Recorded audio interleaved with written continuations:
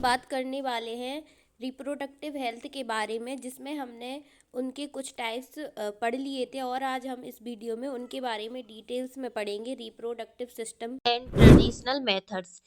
ये क्या करता है? ये मेथड स्पर्म और ओवम यानी एग के मिलने के चांस को कम करने के लिए यूज होता है। क्या होता है? Avoid chance of ovum and sperm meeting. ठीक है। उसके बाद इसमें कुछ टाइप्स आते हैं और हमने पिछली वीडियो में इनका ओवरव्यू को डिस्कस किया था। आज हम इन्हें थोड़ी डिटेल्स में पढ़ेंगे। तो पीरियोडिक एविस्टेंस, इसका मतलब है कि इसमें महीने के 10 या 17 दिन तक क्वाइटस से बचने के लिए सलाह दी जाती है, क्योंकि ये फर्टाइल पीरियड है जब फर्टिलाइजेशन के चांस बहुत कम होते हैं। क्या होते हैं? बहुत कम होते हैं फर्टिलाइजेशन के चांस। ठीक है। फिर आता है कोइटस इंटरप्शन।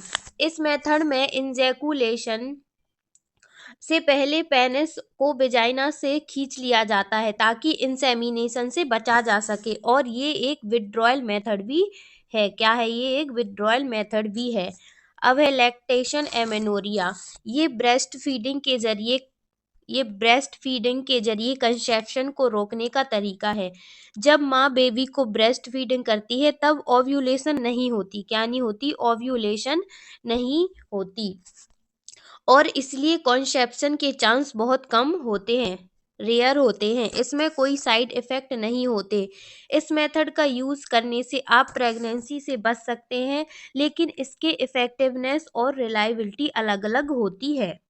अब बात करते हैं कुछ और मेथड्स के बारे में। तो वो है बैरियर मेथड्स। तो क्या होता है? सबसे पहले कॉन्डम।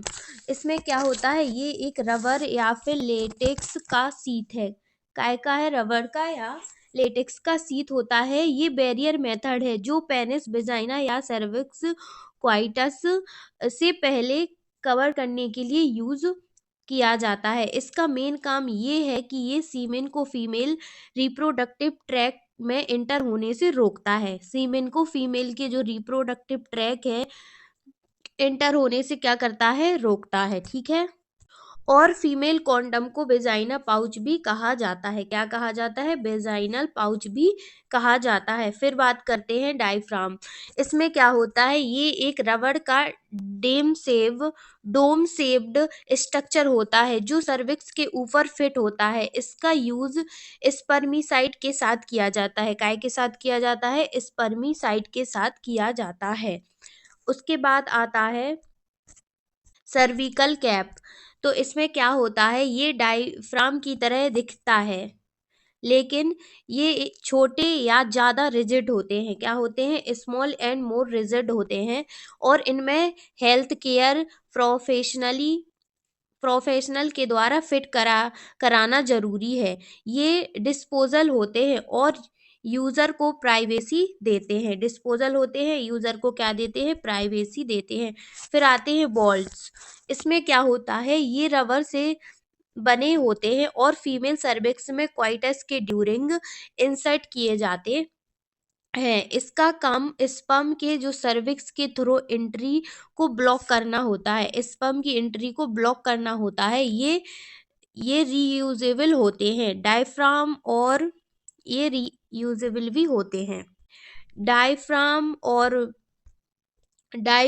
और वो सर्विकल कैप्स एसटीडी के रिस्क को कम करते हैं। काय के रिस्क को? एसटीडी के रिस्क को कम करते हैं, लेकिन ये एचआईवी से पूरी तरह से प्रोटेक्शन नहीं